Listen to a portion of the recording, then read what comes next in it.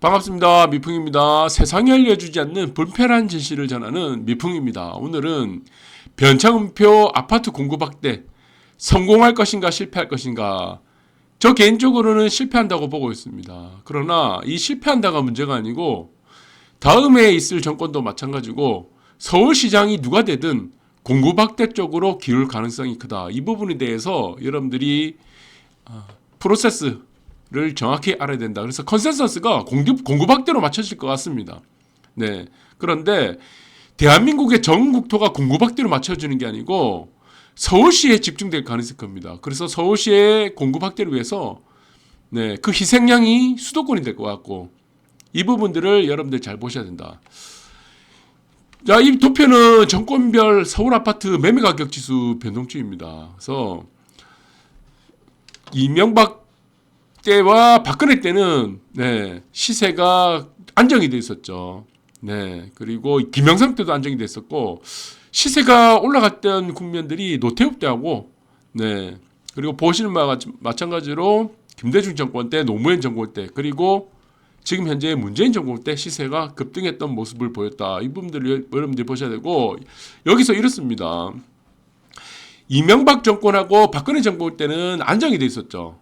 이때는 규제를 풀었습니다. 그리고 그 전에 한번 보시기 바랍니다. 규제가 묶여 있을 때가 언제냐면은 노태우 정권하고 규제가 강화됐을 때가 노태우 정권이죠. 그때가 규제가 강화됐고 노무현 정권 때가 규제가 강화됐고 그리고 문재인 정권 때가 규제가 강화됐습니다. 여기서 우리가 알 수 있는 팩트는 하나죠. 규제가 강화됐을 때 이 세 군데 국면입니다. 밑에 보시면 빨간색 있죠. 규제 강화. 서울 아파트가 가장 많이 올랐습니다. 서울 아파트가 가장 많이 올랐고 오히려 규제가 완화될 국면이 있습니다. 규제가 완화되는 국면에서는 부산을 필두로 한 지방 아파트가 많이 올랐다.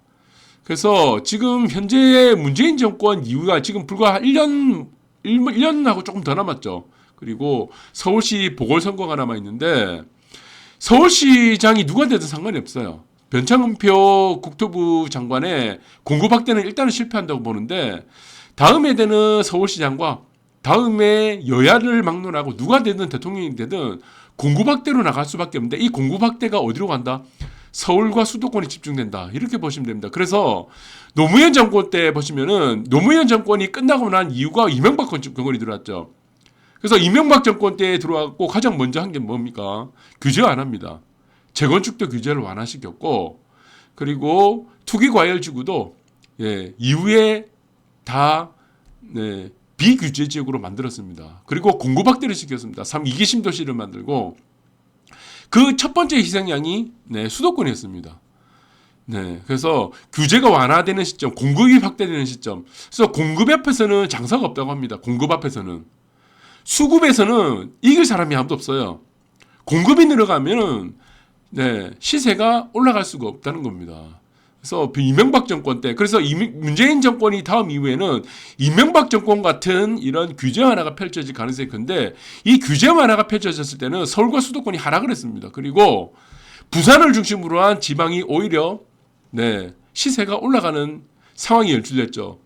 그래서 지금의 공급 확대는 오로지 한 군데밖에 안 정해졌어요.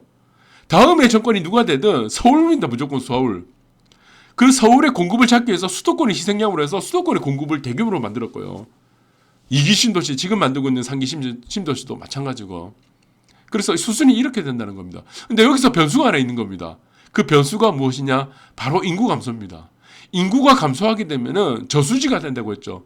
저수지에 물이 줄어든다고 했죠. 인구가 줄어들듯이 저수지가 줄어듭니다. 그래서 사람들은 어디로 갑니까? 중심가로 갑니다. S급지로 가게 되죠. 여기서 저는 가장 희생양을 또다시 수도권이라 보고 있습니다. 서울의 공급이 부족한데 수도권에 신도시를 만들었고 수도권의 공급을 늘리는 정책을 쓰고 있는 겁니다. 그렇다면은 서울의 공급을 확대할 수 있는 방안을 짜고 있는데 그 방안이 변창흠 국토부 장관이 짜고 있는데 그 짜고 있는 공급 확대 정책도 실효성이 사실은 거의 없죠. 이후에 제가 지금 자세하게 알려드리겠는데 그래서 저는 이전과 같은 규제가 완화가 된다고 하면은 이전에 있었던 수도권을 포함한 서울 전체가 하락하는 효과는 저는 그다지 크지 않다고 봅니다. 그래서 여기서는 입지 차별화가 더 많이 나타날 가능성이 크다 이렇게 보고 있습니다. 그 효과가 만드는 것이 인구 감소에 따른 해지라고 봅니다. 네. 그래서 공공 재개발을 지금 들고 나왔습니다. 그래서 지금 성사는 이겁니다. 서울의 아파트 값이 안정이 되지 않느냐. 이미 공급은 수도권으로 지금 상계심 도시라는 걸로 자리 잡았죠. 그렇다면은 수도권 내에서의 가격 안정은 일단은 들어간다고 보고 있는데, 과연 그렇다면 서울까지도 가격이 안정화될 것이냐, 이 부분이 지금 현재의 변창흠 국토부 장관이 내세우는 정책에 따라 달려있다고 보는 것이 일단은 맞고, 그 다음에 대선에서 대통령이 누가 되느냐, 네, 거기에 따라 또 달릴 것 같아요. 그래서 우선적으로는 변창흠 국토부 장관이 내세우는 공급 확대 두 가지입니다. 공공재개발과 공공재건축이죠. 그리고 또 하나는 역세권, 네, 과밀 개발인데, 역세권 과밀 개발은 사실상으로는 현실적으로 불가능하다. 그래서 공공재개발과 공공재건축을 볼 건데, 공공재개발 같은 경우는 LHSH죠. 공공기관이 참여하죠. 정부가 참여하는 겁니다. 그리고 조합원 물량 제외한 밑에 있습니다. 일반 분양의 50%를 공적 임대로 내준 겁니다. 이래서 실패할 수밖에 없는 거죠. 여기서 가장 중요한 거는 흑석 2구역이라고 보고 있습니다. 가장 중요한 핵심지 중에 흑석 2구역이 공공재개발 후보지로 선정이 되었습니다. 그래서 여기는 조합원 물량이 거기 이제 조합원 분양이죠. 네. 네, 조합원이 220가구 정도, 202가구가 조금 넘는 것 같아요. 그런데 전체 가구를 1310가구를 만든다고 합니다. 네, 여기서 분양되는 물량의 절반은 임대고, 네, 또 나머지 한 부분은 공공임대입니다. 공공분양 임대로 들어가기 때문에 실질적으로 50%가 임대가 넘어가지 않는 범위 내에서 40에서 대략 보면 50% 이내에 임대 물량으로 채워질 가능성이 크다. 그래서 흑석 2구역은 생각을 잘 못하고 있는 것 같아요. 네, 절반이 임대 아파트입니다. 절반이 채 넘지 않겠지만 절반 정도가 임대 아파트인데, 이게 사실은 굉장히 슬럼화될 가능성이 크죠. 그래서 여기서 보니까 조합원 물량을 제외한 주택의 절반을 공공임대로 공급하는 조건 탓에 수익성이 떨어진다는 불만이 여전하다. 마찬가지죠. 아파트의 가치가 올라갈 수가 없는 겁니다. 높은 임대주택 비율 요건에 따른 수익성 악화 등을 우려해 신청 초회로 방을 돌았었다. 이게 어디냐? 동대문구 답심리 17구역입니다. 네. 여기서 또 봐야 되는 게 흑석 2구역을 우리가 또 유심히 봐야 되는 게 이 부분이에요. 우리 대한민국에서 최고의 부동산 투자의 기재라고 하는 사람이 흑석 김희겸 선생님이죠. 김희겸 선생님이 투자한 곳이 흑석 9구역입니다.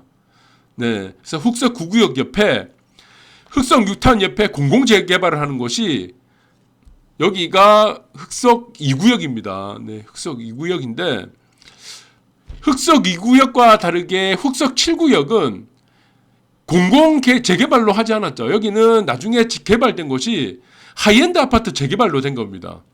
여기가 아크로 리버하임입니다. 아크로 리버하임은 흑석 7구역을 재개발로 해서 하이엔드 아파트로 만드는 거죠. 그래서 가치가 지금 20억이 넘어가죠.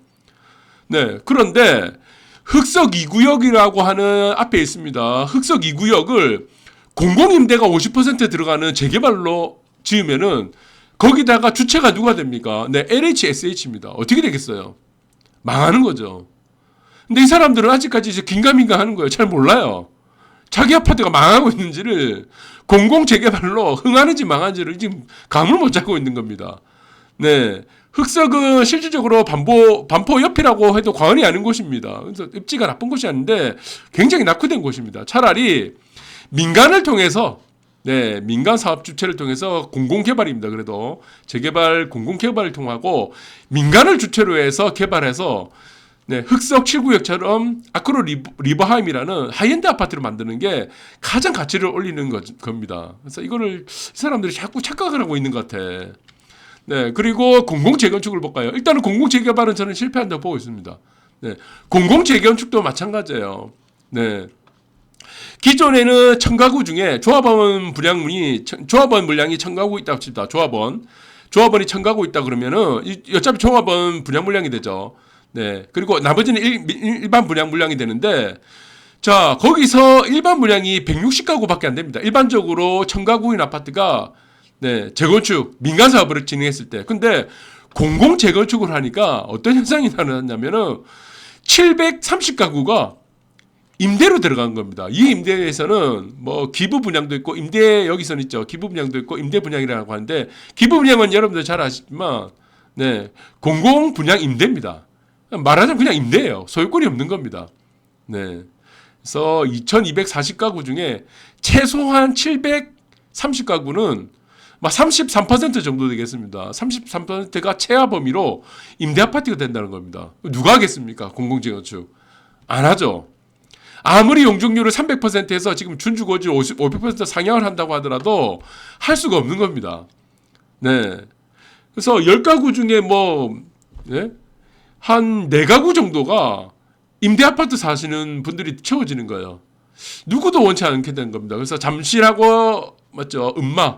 잠실호하고 음마는 공공재건축을 참여하지 않겠다 공식적으로 얘기했고, 특별한 메리트가 없습니다. 메리트 없죠. 알짜 빠진 공공재건축, 강남 아파트 사업성 높지 않다. 그래서 외면하는 거는 당연하다.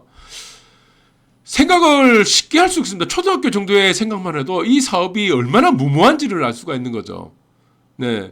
10가구 중에 일반적으로 우리가 무슨 재개발을 하더라도 10가구 중에 한 가구입니다. 15%니까 1.5가구나 한 가구가 임대 아파트가 되는데 재건축을 하더라도 10가구 중에 4가구가 임대 아파트가 되는데 임대가 되는데 누가 하겠어요. 그래서 용적률 풀자면은 조합원 목 빼 물량 절반은 임대. 그렇죠. 절반이 임대가 되는 겁니다. 네, 수익성은 의문이다.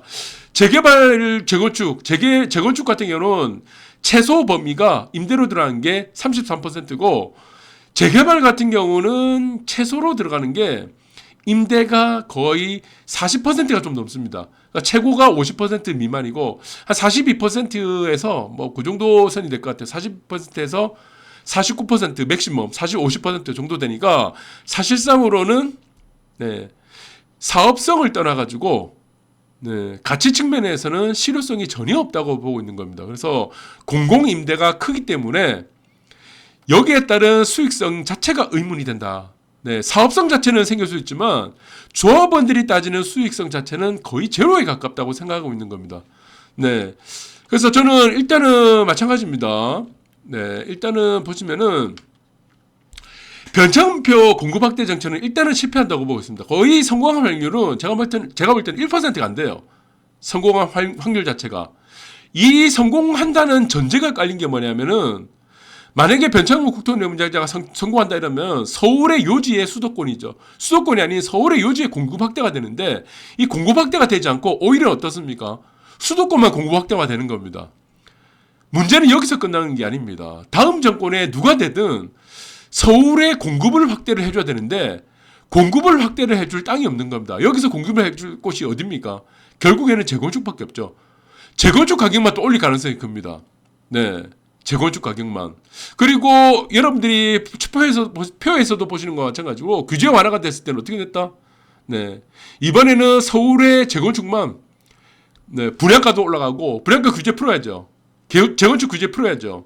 올라가게 되고 일부만 강남권을 중심으로 한 마용성만 올라가게 되는 상황이 연출될 거고 거기에서는 인구 감소라는 효과가 같이 작용합니다. 네, 수도권만 피를 볼 가능성이 크고 그 규제 완화에 따라서 부산을 중심으로 한 5대 광역시가 수혜를 입을 가능성이 크다. 그래서 저는 한마디로 요약하면 이겁니다. 변창흠표 국토부 장관의 공급확대 정책, 이 공급확대 정책의 주요지인 서울의 공급확대는 불가능하다. 그리고 다음 정권이 누가 되든 부산시장이든 서울시장, 특히 서울시장이 누가 되든 재건축에 가장 많은 혜택을 볼 가능성이 크고 규제 완화가 풀리는 것과 동시에 5대 광역시, 특히 부산을 중심으로 한 5대 광역시가 수혜를 입어서 객관적인 우리가 팩트로 봤을 때 상당한 메리트가 작용할 가능성이 크다. 이렇게 보면 될 것 같습니다. 자, 오늘 방송 여기까지 하도록 하고 여러분들이 참고만 조금 하셨으면 좋겠습니다. 감사합니다.